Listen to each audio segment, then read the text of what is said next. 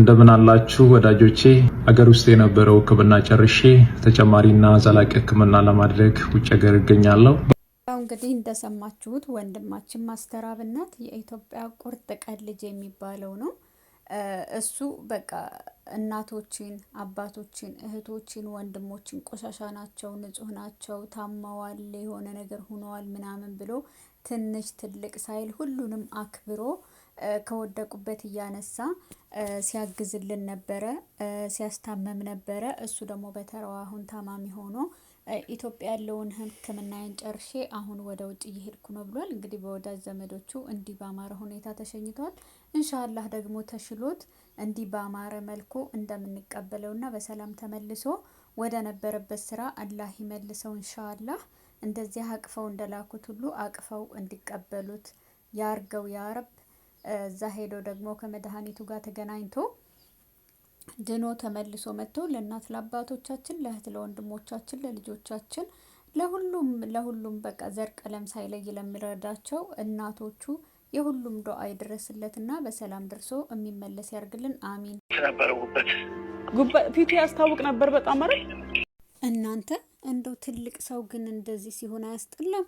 በቃ በትክክል እያስመሰለች እንደሆነ እኮ ነው የሚያስታውቀው። ብስሚላ ምንም ድንጋጤ እኮ አይታይባትም። እንትኑ ላይ ያለች ነው የምትመስለው። ፊልም ላይ ልትተውን ተዘጋጅታ። ለነገሩ ምን ይጠበቃል ከተዋናይ?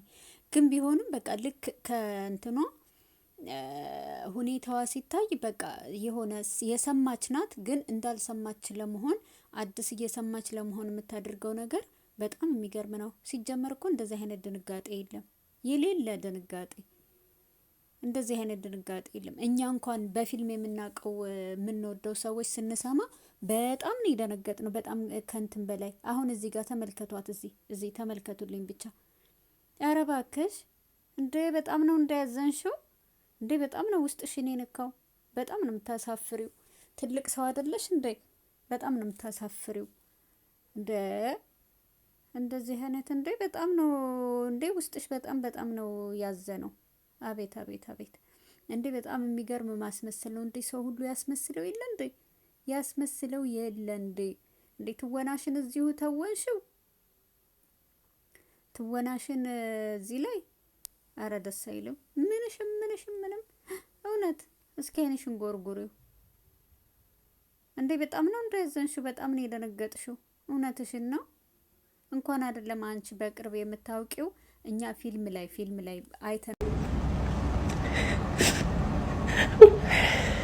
ወላሂ ሳህር እኔ በጣም ነው ያሳዘነች። ምክንያቱም ልክ የሱ ሞት ስሰማ ትዝ ያለችኝ እሷ ነች። ምክንያቱም ከሱ ጋር በጣም ጥብቅ የሆነ ግንኙነት አላት። በጣም በቃ እንዴት ልበላችሁ፣ በቃ ብዙ ነገር ብላለች ስለሱም እና ወዲያውኑ እኔ እውነት የሱ ሞት እንትን ሲል ትዝ ያለኝ እሷ ጋር የሰራው ፊልም ስላለ እሷ ወዲያውኑ ነው የመጣችልኝ እና በጣም ነው የምታሳዝነው። እቺን ደግሞ የምትፈርዱባት ለምንድን ነው?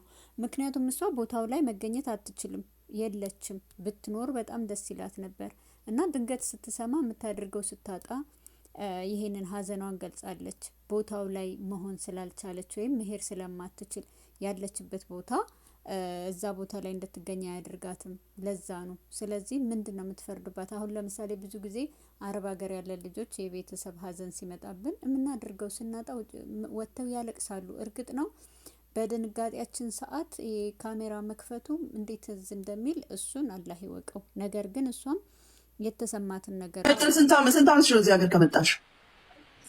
እዚህ ላይ አሁን እውነት ልጅቷ በጣም ጥፋተኛ ናት።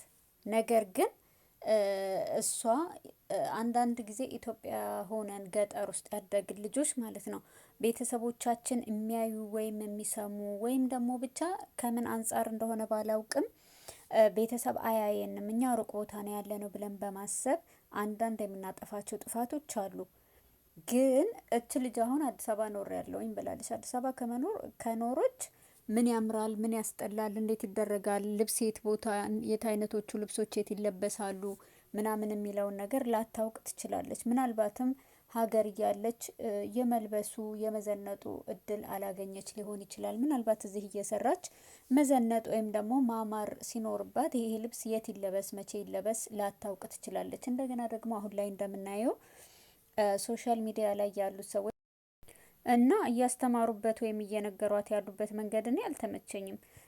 አሁን ሙኒት እንዴት ነው እንደዚህ እያሉ ነው ማስተማር ያለበት? ቀስ ብሎ የእህታዊ ምክር አለ፣ ቤተሰብ ምክር አለ ምናምን ቀስ ቀስ እያሉ ቢመክሯት እች ልጅ ትማራለች። በነገር ግን ልጅቷ በጣም ጥሩ ናት። ረጅም ሰዓት ቁጭ ብላ አዳመጠቻቸው። ነገር ግን እያስተማሩባት ያለውን መንገድ እኔ አልወደድኩትም። መምከራቸው መቆጣታቸው ጥሩ ሆኖ ሳለ ነገር ግን ይሄ ሁሉ ጩኸት፣ ይሄ ሁሉ በቃ ጠንካራ የሆኑ ንግግሮችን ወንጀለኛ ነሽ ምናምን ምናምን ከማለት ቀስ እያሉ ቢያስተምሯት እኔ የተሻለ ነው ብዬ ነው የማስበው። ምክንያቱም ልጅቷ እንደምታዩት ብዙ ለጥፋት ከባድ ነገር ላይ ወይም ወደ ከባድ የምትሄድ ልጅ አይደለችም። ተመክራ የምትመለስ ልጅ ናት እና ቁጭ ብላ ማዳመጧ ራሱ በጣም የምትመሰገን ልጅ ናት። እኔ ደስ ብሎኛል እውነት ለመናገር። እኔ እሷን በሆን ይሄን ያክል ቁጭ ብዬ አላዳምጣቸውም። ምክንያቱም አመካከራቸው ልክ አይደለም፣ ወይም እየነገሩብኝ ያለው መንገድ ልክ አይደለም። እኔ አልተመቸኝም ለእኔ። እንግዲህ እናንተ ደግሞ እንዴት እንደሆነ አላውቅም። ልክ ናቸው ልክ አይደሉም የሚለውን ኮሜንት ላይ ታስቀምጡልኛላችሁ ማለት ነው። እኔ ግን ዞሮ አልተመቸኝም። ልጅቷን ግን አድናቂዋ ነኝ። ምክንያቱም ቁጭ ብላ ማዳመጧ በራሱ በጣም ደስ የሚል ነገር ነው ያረገችው ነው የምላችሁ።